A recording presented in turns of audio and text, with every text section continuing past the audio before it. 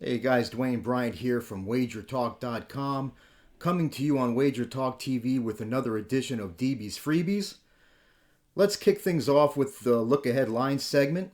These are the lines that the Westgate puts out on the Tuesday the week before the games, so all lines referenced here are Westgate lines. We're going to start with the New York Jets at the Minnesota Vikings. The look-ahead total on this game was 41.5. That is now all the way up to 45.5.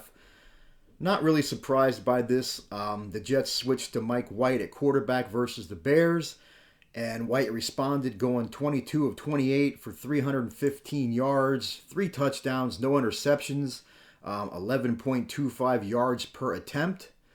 I understand the move. I do think it's a mistake, though. The Jets D is holding teams to 4.4 points below their season average. The Vikings offense has been inconsistent against top 10 defenses. They did score 30 points or more against New England and Buffalo, but they also managed just 7 points against the Eagles and 3 points at home against Dallas.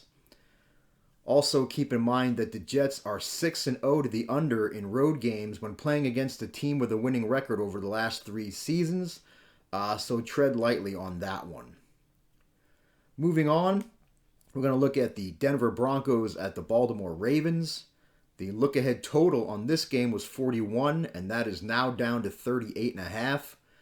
Also, not a surprising move here. Denver isn't scoring against anyone. Russell Wilson might as well be Zach Wilson. I don't know what happened to him. But the Denver defense has played very well all season. Denver's gone under in 10 of 11 games this season. Baltimore's gone under 4 of 5 games at home this season. And I expect an inspired effort from Baltimore's defense after they just gave up 28 points in a loss at Jacksonville. Moving on, we're going to look at the Tennessee Titans at the Philadelphia Eagles. The look-ahead line was Philadelphia -7. That is now down to -5. I'm a little confused by this drop of 2 points here. We just saw Tennessee lose at home to Cincinnati. And we also just saw Philadelphia go to 10-1 on the season with a win over Green Bay on Sunday Night Football. Maybe this is an overreaction to Philly giving up 33 points to Green Bay. Coupled with Philly losing their safety C.J. Gardner-Johnson, who's the interception leader in the NFL this season. My DVO-based projection, or DVOA-based projection, is Eagles by 8.5. So I do see value on the Eagles side. Tennessee's 4-1 against the spread on the road. Philadelphia's 5-1 against the spread at home, including 4-0 against the spread as a favorite of less than 7, so something's got to give here.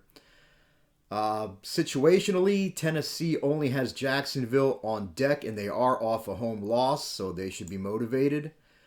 On the other side, Philly is off a win and has a key division game versus the Giants up next, so a potential look-ahead spot here for the Eagles. So I'd say the situation favors Tennessee.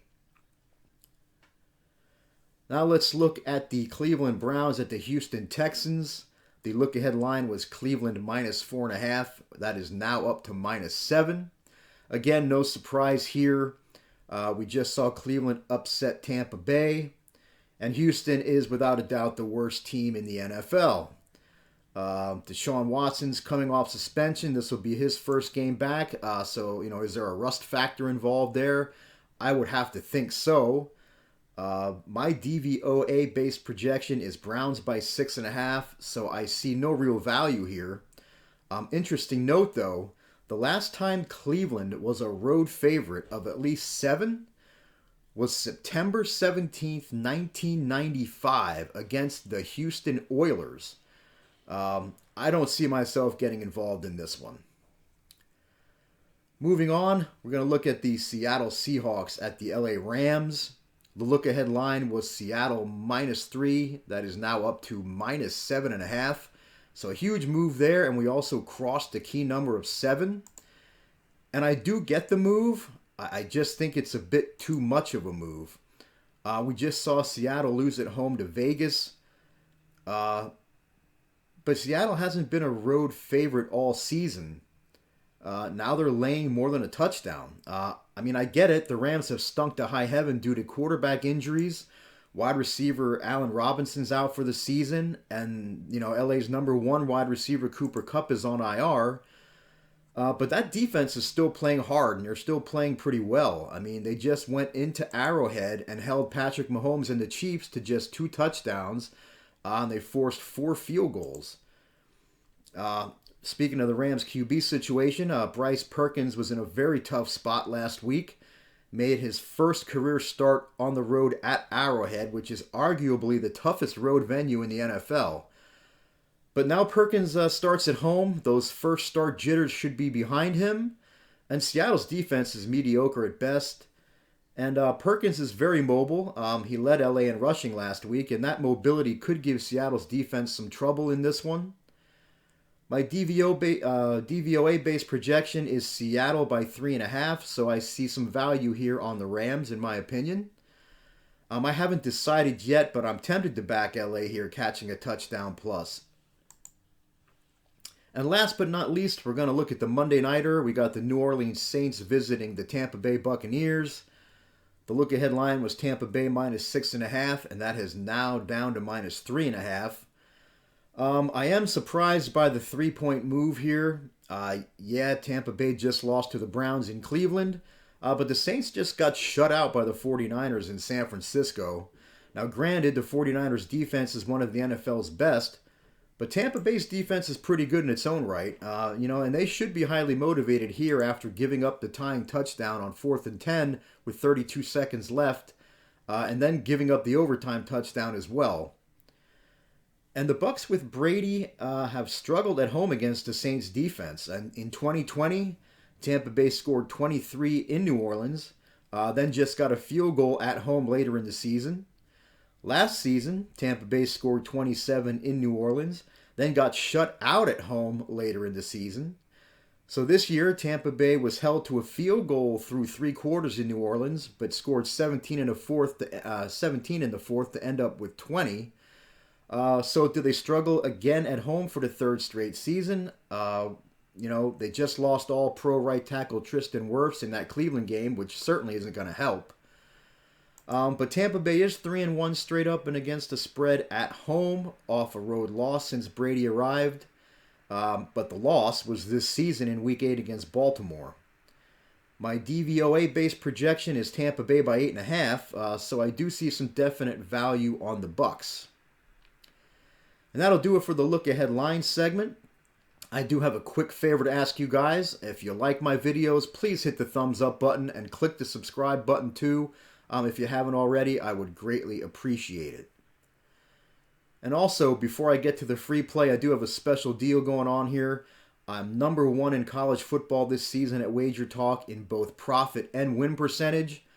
I'm also number 1 at Wager Talk in profit from 5% football plays since the start of last season. So if you go to dbbets.com right now, select my NFL and college football rest of the season combo, use coupon code CHAMP299 at checkout, and you'll get all of my NFL and college football plays, including conference championship games, including bowl games, NFL playoffs, the Super Bowl, and all 5% football max bets for just $2.99. Now that's the price of my NFL rest of the season package alone, so you're basically getting all of my college football plays through the national championship game for free. This package was priced at $430, so you're saving $131, and this offer does expire Sunday at midnight, so make sure you get there and don't miss out. Now, for this week's free NFL play, after a winner on the Tampa-Cleveland under last week, we're going to go back to our highly successful teasers for this week. And we're doing a 6-point teaser at minus 120. Leg number 1, we're going to take the Baltimore Ravens. We're going to tease them down to minus 2.5. This is a great value as we're teasing them down through the key numbers of 8, 7, and 3. Denver isn't scoring much at all against anyone, and Baltimore's defense is number 9 in DVOA. Russell Wilson, as I said earlier, he may as well be Zach Wilson. And this team is in dysfunction mode right now. As we saw a defensive player, and his name escapes me right now, but we saw him jawing at Russell Wilson on the sidelines last Sunday. Denver head coach Nathaniel Hackett is clearly outclassed by his Ravens counterpart John Harbaugh. Denver's 0-5 straight up and 1-4 against the spread away this season. And Baltimore should be highly motivated after getting upset in Jacksonville. My DVOA base projection is Ravens by 13.5, so I love Baltimore in a teaser here. And for leg number 2, we're going to look at the Las Vegas Raiders. We're going to tease them up to +8. Good value teasing them up through the key numbers of 3 and 7. Vegas has won 2 straight now after upsetting the Seahawks in Seattle. And they look to me like a team that is going to finish this season strong. This is also a divisional revenge game for Vegas. They lost by 5 in LA way back in week 1. This is also a second straight road game for the Chargers. And the Chargers' only road win this season by more than a touchdown was against the worst team in the NFL, the Houston Texans. They beat them by 10. My DVOA base projection is Raiders by 3 here, so I love Vegas in a teaser at +8. So your free NFL play for this week is a 6-point teaser at -120 with the Ravens -2.5 and the Raiders +8. Just a quick reminder to go to dbbets.com, select my NFL and college football rest of the season combo package for just $2.99. Using coupon code CHAMP99, you'll save $131. It includes all 5% max bets, college football bowl games and playoffs, and NFL plays through the Super Bowl. My NFL through the Super Bowl package is $2.99 alone, so you're basically getting all of my college football plays through the national championship game for free, and I am number 1 at Wager Talk this season in college football profit and win percentage. That'll do it for this edition of DB's Freebies. Until next time, be smart, bet smart, and good luck on all your wagers.